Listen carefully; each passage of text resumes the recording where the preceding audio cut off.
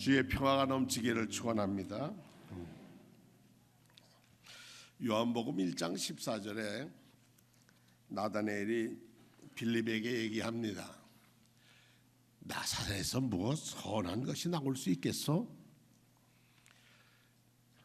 그랬더니 빌립이 나다나엘에게 말합니다. 와서 보시오. 예수가 그리스도임을 믿었던 빌립의 고백을 나다나엘을 초청하는 그런 모습입니다. 2019년 1월의 마지막 주일입니다. 그럼 또 요 다음 주일 지나면 또 설날이 와요.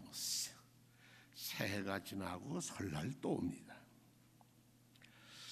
그런데 어린 시절에 설 때는 꽤 추웠습니다. 왜 그렇게 추웠을까? 달리 말하면 당시에 힘든 우리 6.25 동란의 모든 사람이 영양 상태가 다 좋지 않고 기관지도 안 좋고 그러니 그냥 사는 게 어려우니까 더 추웠을 거다 그런 생각을 합니다. 저는 어렸을 때 별명이 코찔찔이었습니다. 늘 이런 걸 잘했습니다.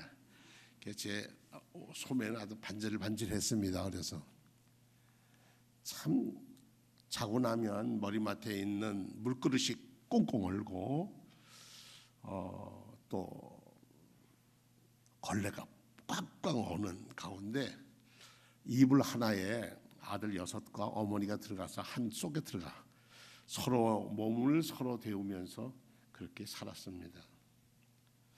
그래도 설날은 참 기대했습니다. 설날이 되면 아침에 딴 때보다 그 전에 문도 잘 바르고 아침에 일어나서 청소도 하고 두레반에 떡 앉아놓고 그래도 설날만큼은 그래도 기름기가 뜨는 걸 국을 한 그릇씩 돌려주고 먹은 다음에 모여서 예배드리고 그 다음에 세배를 했습니다. 근데 제게 제일 관심이 있었던 것은 세배였습니다. 왜냐하면 돈을 만져볼 기회가 없었고 그때 주는 세뱃돈이 1년에 가장 귀한 것이었기 때문에 그렇습니다.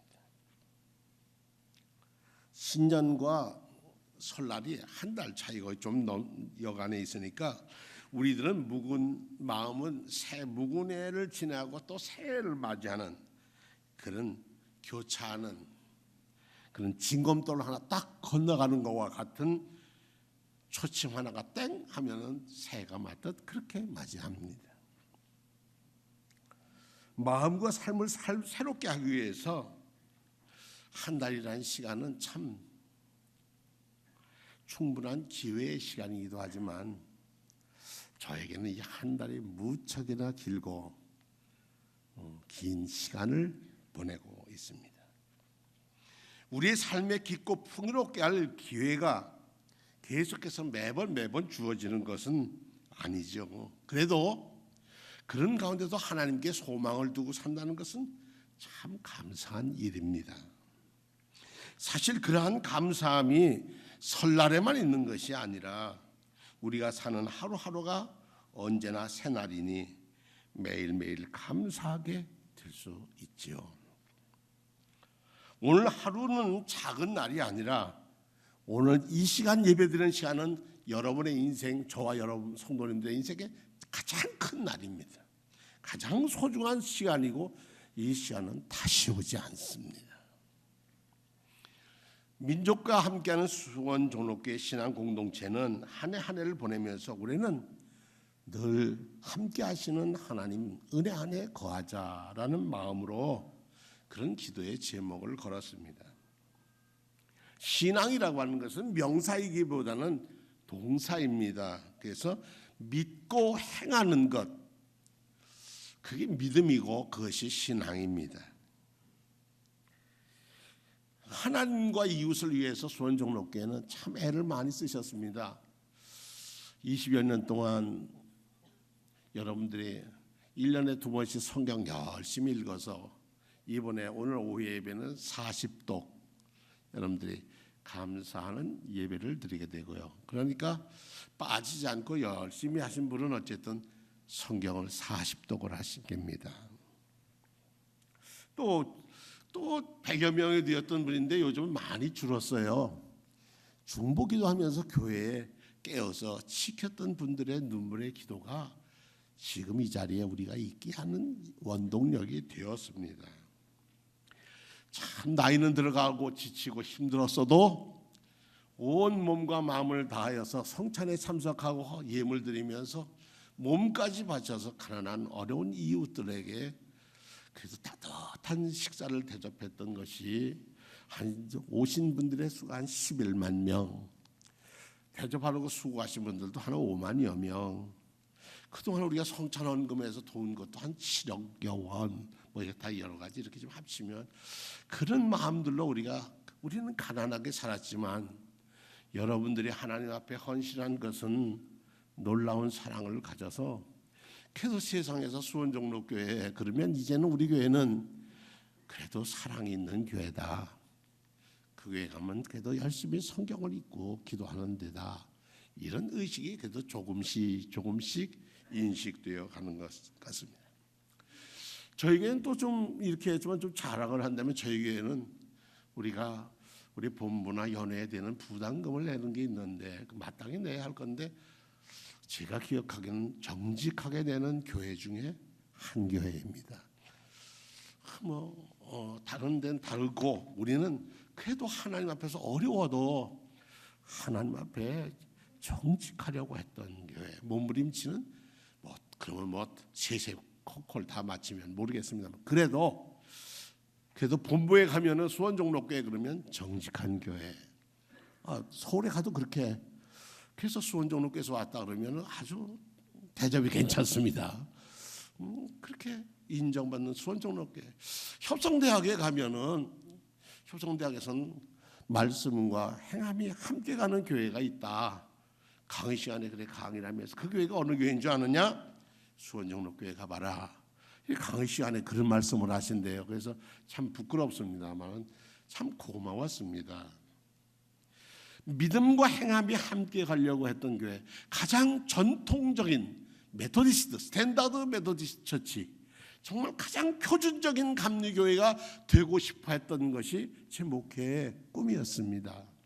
그래서 성서를 중심으로 해서 전통, 이성, 체험 이 세 가지, 네 가지가 어울려서 말씀 위에서 어우러져서 생활 속에 나타내서 능력 있는 교회로 자랐으면 하는 게 20여 년 지나온 제 꿈이고 아직도 변하지 않는 그런 마음입니다.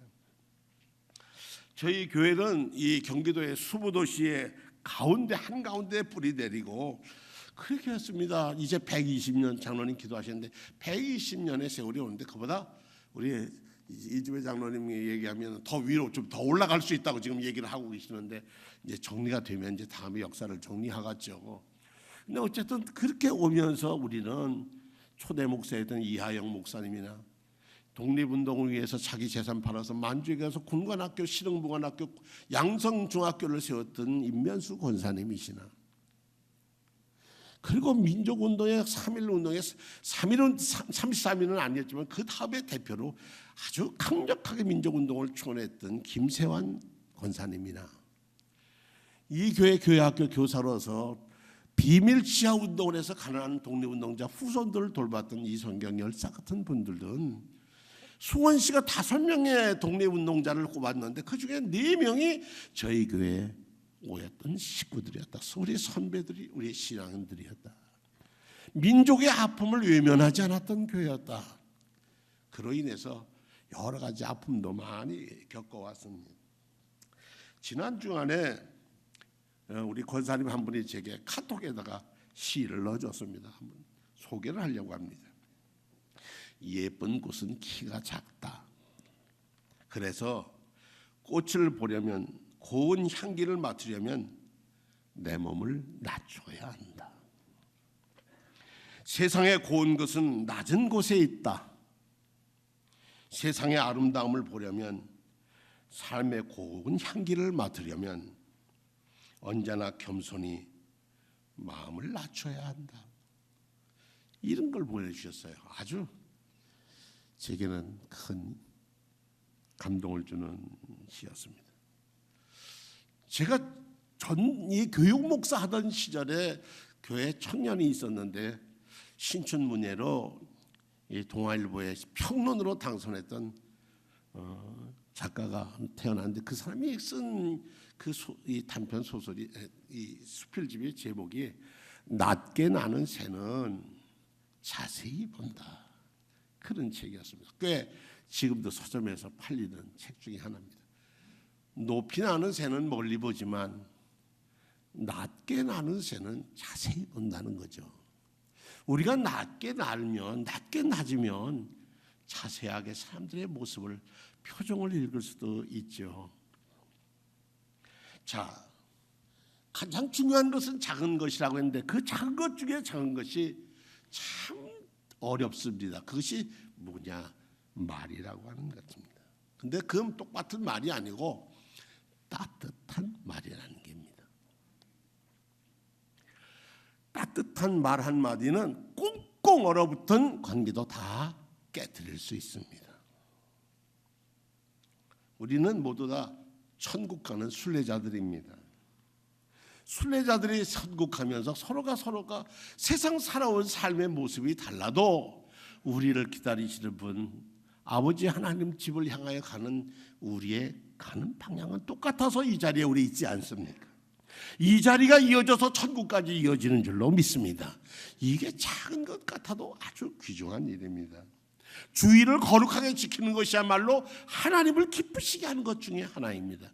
왜냐하면 삶의 중심이 하나님께 있다고 고백하는, 몸이 따라와서 입술이 고백하고 마음으로 고백하고 하나님을 영화롭게 하는 그 믿음을 하나님이 참 예뻐 보시기 때문에 그러합니다.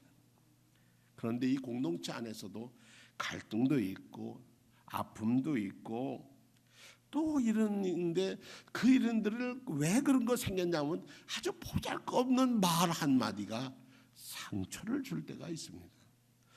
아마 목사가 제일 많이 그랬을 것 같아요. 말 많이 하니까. 혹 성도님들 중에 제 말 때문에 여러분들의 상처를 입은 분이 있다면 용서하시기 바랍니다. 갈등 때문에 감정이 이성을 병들게 하면 사랑은 느낌으로 하는 게 아니라 의지로 해야 하는데 의지가 꺾여버리고 말면 하나님의 뜻을 이룰 수 있는 힘을 잃어버리기 때문에 그러합니다. 서로의 관계에서 특히 중요한 것은 언어입니다. 우리는 말로 상처를 주고 말로 상처를 받습니다. 교회 이상으로는 여기는 초대교회에서도 나눔 때문에 굳이 하는 것 때문에 서로 등지고 어려움 겪었습니다.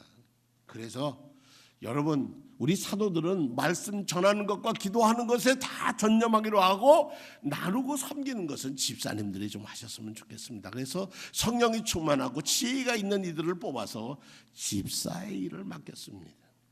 나눔의 일을 맡겼죠. 갈라디아 교회를 향해서 갈라디아 5장 15절에 바울 사도는 이렇게 얘기합니다. 서로 물고 뜯으면 물어 뜯고 잡아먹고 하면은 피차 멸망하고자 멸망이 다가올 터이니 조심하시라. 이렇게 경계도 합니다. 어떤 종교에서는 구원의 길에 이르는 8가지 길이 있는데 그 중에 하나가 바르게 말하기라고 하는 얘기입니다. 오늘 본문은 야고보서의 말씀입니다. 야고보서는 행동하는 복음서다, 이렇게 보통 얘기합니다.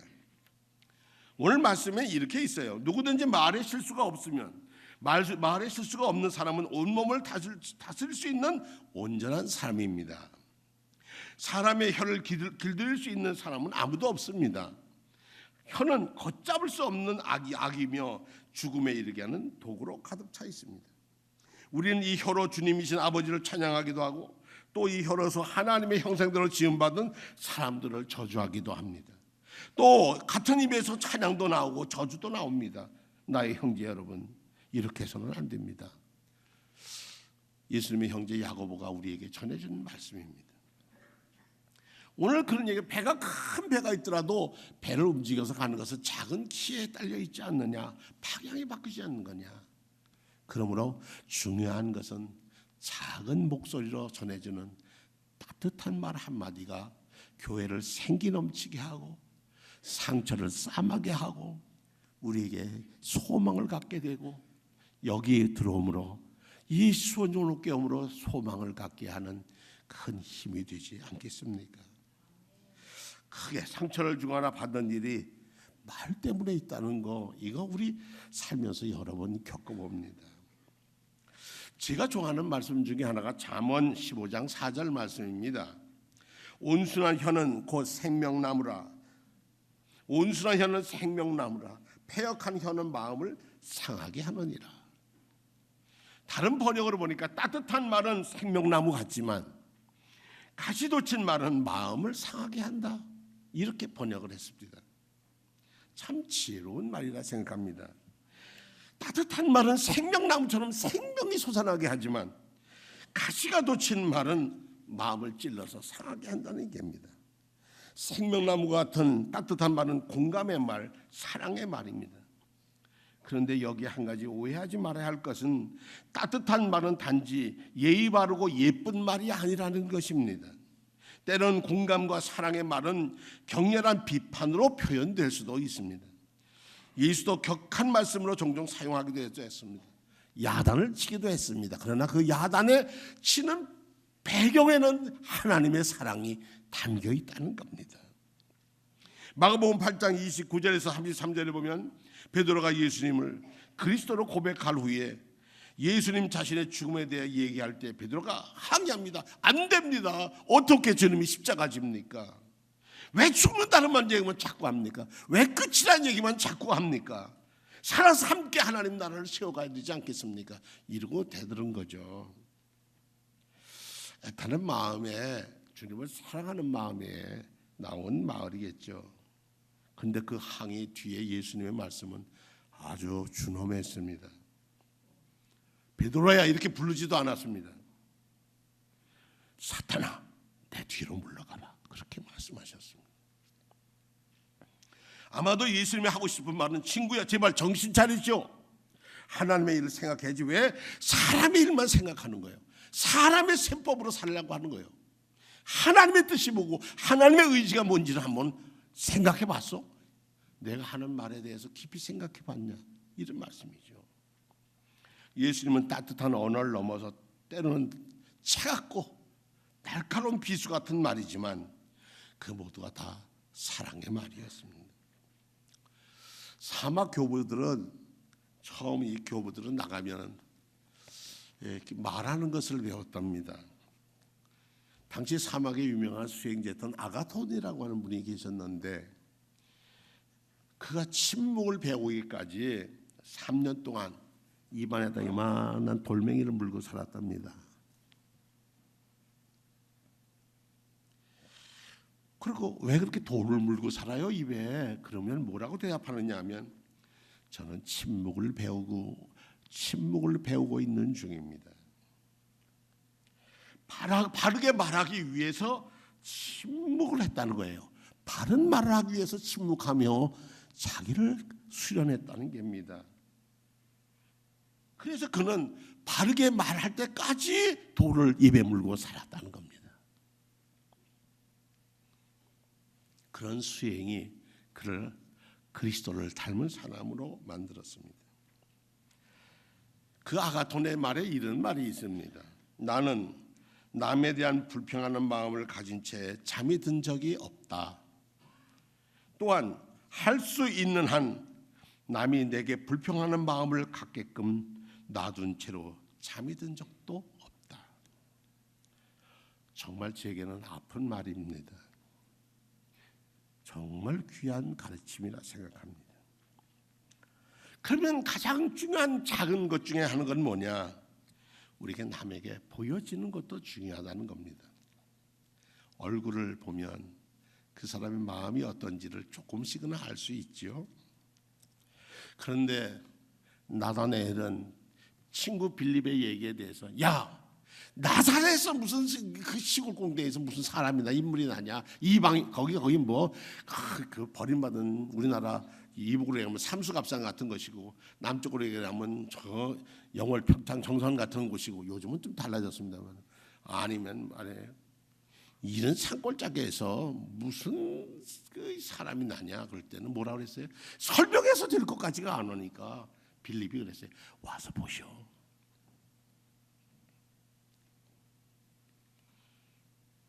그때 빌립이 오는 것을 보고 내가 무화과나무 밑에 있는 걸 내가 보았는데 당신을 그랬더니 뭐랍니까?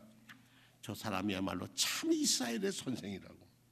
그에게는 거짓이 없다고. 예수님을 바라보면서 나다나엘의 고백이 저분은 진실한 거짓이 없는 분이라고 했습니다. 와서 보세요 하고 하는 빌립의 말에 그는 바로 예수님을 만나는 축복의 주인공이 됐습니다. 자, 우리 수원정로교회가 이웃들에게 와서 보시오 할 수 있는 교회가 되기를 축원합니다. 이 교회에 와 보세요. 여기 사랑이 넘치는 교회랍니다. 은혜가 넘치는 교회랍니다. 전에 들은 얘기입니다. 어느 종파가 다른 곳에 분이 같이 모여서 인생이 무엇인지를 서로 대화하기를 했답니다. 그 수도원에 초대된 한 사람이 같이 둘이 앉아서 낮이면 시간이 되면 같이 앉아서 삶에 대해서 얘기를 했대요. 그런데 초대한 사람이 초대받은 사람을 아주 지극히 공경을 했대요. 왜 그러냐 그랬더니 초대받은 사람은 뭐에서 알았느냐 그러니까 문을 여는 데부터 그는 참 수행하는 사람인 줄로 알았다. 참 그 말에 놀랐습니다.